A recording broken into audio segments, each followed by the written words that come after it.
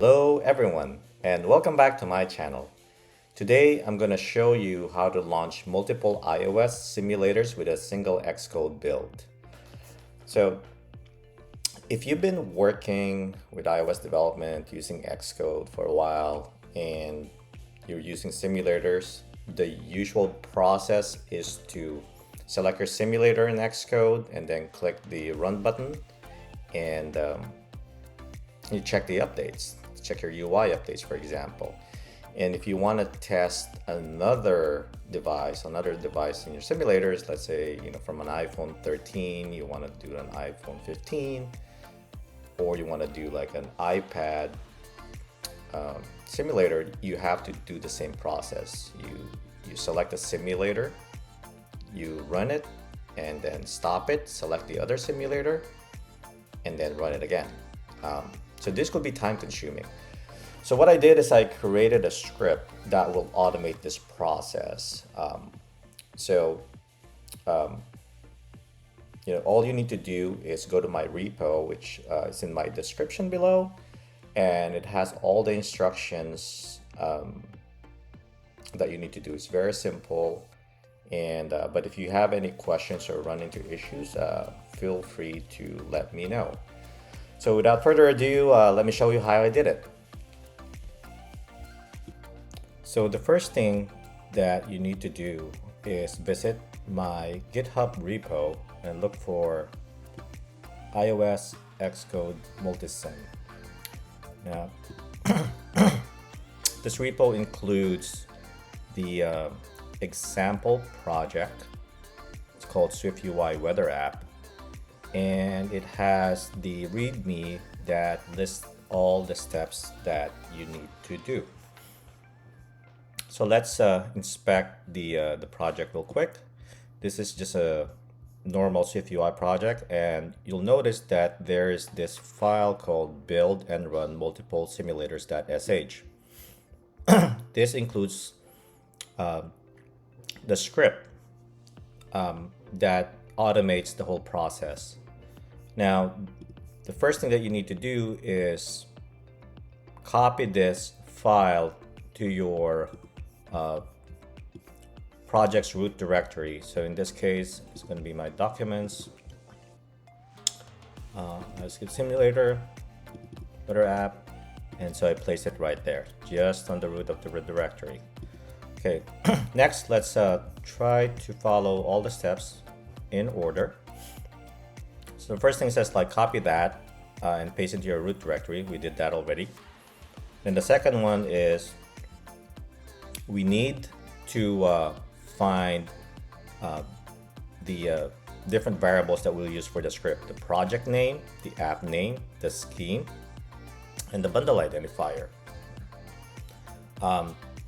So for some projects, or most projects, the project name, app name, and sometimes the scheme, they're also identical. But there are also projects that they're just probably all different, and so that's the reason why I have all these three variables, and I list them all on this screenshot here, but I'll show you what to do there. So first thing's like, okay, we want to get the project name, so we go to Xcode and we go Xcode settings, and then under locations you click on derived data, so you get to the derived data location, and then here you'll see something like this. So this is the name of my project, SwiftUI Weather App, and then some random numbers. So this is your project name, all before the dash and those random numbers. So that's the project name. And then you can close that out, you're done. And then let's look at the second one. The app name, look at your project directory. So usually if you go to your project directory again, documents, anything that has a file that has this Xcode project extension, that's your app name. Now the scheme, if you look at your Xcode again, IDE, it's this one. So I only have one scheme on this project, SwiftUI-weather app, right? But that's where you find it. And then the last one is the bundle identifier. So if you go to your app and then go to general, targets, then general, you'll see the bundle identifier right there. And so you just list those down, and then what you need to do is go and open the script and replace those values that you see there with what you have. Okay, the SDK you could keep to as is. Configuration most likely is going to be a debug, but if it's not, then you need to change it. Now, how do you know if it's debug or not? So if you go to your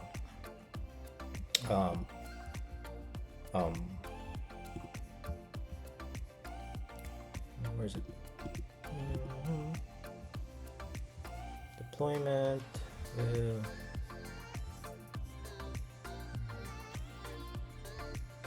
did I put it? Is it here? I got debug right there. So, but most likely it's debug. It's not going to be in release. So, and then the project path, that's as is. Next one are the simulators. So, what I realized is my Xcode installation and your Xcode installation might probably be different. So the UDIDs that you'll find for the simulator devices could be different. So the way to check that is if you go to Xcode, and then if you go click here and do manage run destinations, or you could also do Command-Shift-2, it will open the same thing. And if you go to one simulator, you'll see the identifier right there. So select whichever you want, and then replace them here, okay? And I have this one here comment that says, comment is if running on Xcode, otherwise uncomment to use the command line interface. So the reason being is like if you use Xcode, you have to, and I'll show you that process in a minute. But what it does is, if my default in Xcode is iPhone 15, for example, it will launch that in the when aside from the other ones that I've listed here in the script. But if I don't uncomment it, you're gonna see 2 iPhone 15s. But if you're using CLI and you're just running this on terminal, then you need to uncomment that so that you'll be able to see it. Okay, and the rest of this code really is just building the project, finding the location of the app, installing and launching each simulator. That's what the script does. Okay, now going back, let's continue on with the tutorial. So we've identified all of those, and you updated the script file. The next thing that you need to do is on Xcode. So let me backtrack. If you just want to run using terminal, then you're done. You're done at this step. You could just do the execute that command in terminal, and you're done. But if you want to run it using Xcode, then you need to move forward with step C. So this step, we need to create a simulator name, and I've shown you that a while ago. If you go here, Command-Shift-2, or go to iPhone, manage run destinations, you see all the installed simulators here. What we need to do is create a new one. And so I'm going to click this plus sign, and I'm going to call this iPhone 15 plus multi-sim. And then here I'm going to target iPhone 15. I'll leave the OS version, and I'll click create. Now, one note, you need to remember this name. I'm just going to copy this right now because we'll need it. So click create. You got a new one in there. You can close this, and if you go here, you're gonna have this new destination here, iPhone 15 plus multi-sim. Okay, so that's that step. And then next one is we need to create a run script.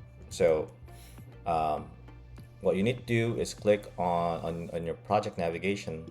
You click the app, you click your target, you go to build phases, and here we need to click the plus sign and add a new run script phase. Okay, so we have that in there. Go back here. Now I have this code snippet here. Just copy this as is. Oh no, so need to change that anyway. So that's you need to change this. Okay, we're gonna go here, and then you paste this, and what we need to do is change this to iPhone 15 plus multi-sim.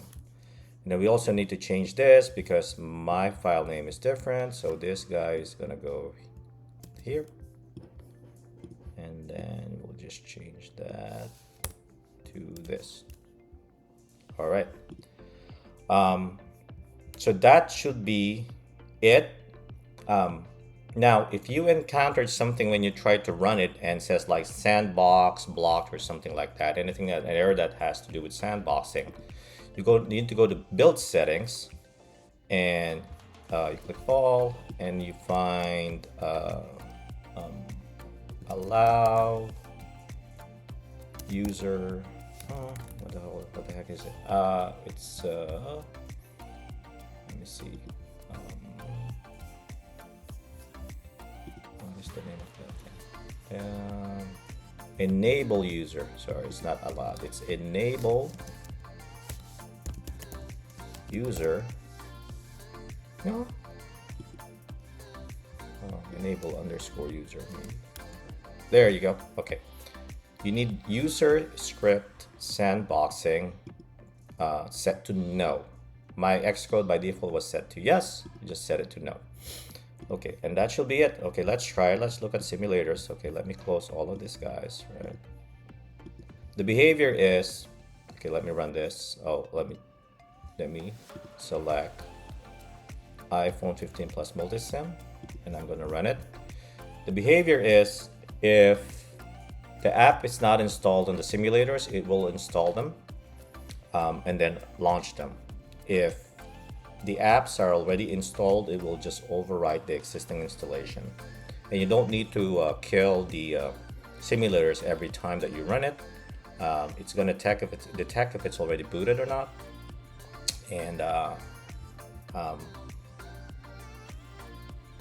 it will just open it. Okay, there you go. There you go.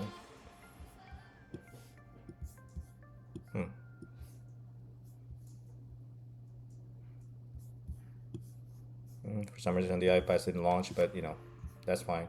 It's probably oh,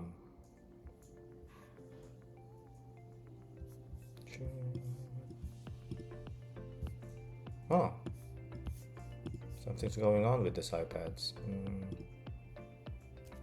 Let me check. Let me kill them. Okay, all of them. Then run.